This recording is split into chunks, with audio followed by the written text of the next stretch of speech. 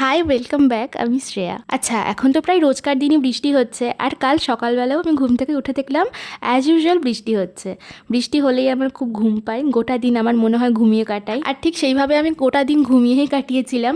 ব্লগটা শুরু করছি বিকেলবেলা থেকে। আচ্ছা, বিকেলবেলাতে আমি এক কাপ কফি নিয়ে একটু কাজ করতে বসেছিলাম, যেহেতু গোটা দিন আমার কোনো কাজ হয়নি, তাই বিকেলবেলাতে আমি একটু কাজ করছিলাম। তারপর রেডি হয়ে আমি, ঘন্টু আর বাবাই একসাথেই বেরিয়েছিলাম। আমি গিয়েছিলাম জিমে, আর বাবাই আর ঘন্টু ঘুরছিল। আমার জিমটা তো আমার পাশের পাড়াই বলতে পারো, আর এই বাচ্চাটা হচ্ছে আমার জিমের কাছে থাকে। ওকে আমি যখনই দেখি তখনই একটু বেশ আদর করি, চটকায়, আর মাঝে মধ্যে খেতেও দিই, কারণ সবসময় তার কাছে বিস্কুট থাকে না। আর জিম করতে করতে আমাকে দিশা ফোন করলো, ওর সাথে তো আমার অনেক দিন দেখা হয়নি, তো বললো যে চা খেতে বেরোবো। তো ভাবলাম যে রোজই আমি জিমের পর চা খেতে বেরোই, তো আজকে দেখাই করে নি, যেহেতু অনেকদিন দেখা হয়নি। And this was totally unexpected. মানে আমি জাস্ট ভাবিও নি আমার বার্থডে কবে চলে গেছে। প্রায় বলতে পারো 1 মাস হয়ে গেল আমার বার্থডে গেছে। মেয়েটা মনে রেখেছে, আর এতদিন দেখা হয়নি, বার্থডের দিনও আমাদের দেখা হয়নি, তাই এতদিন পরে ও মনে করে আমার জন্য কেক এনেছে।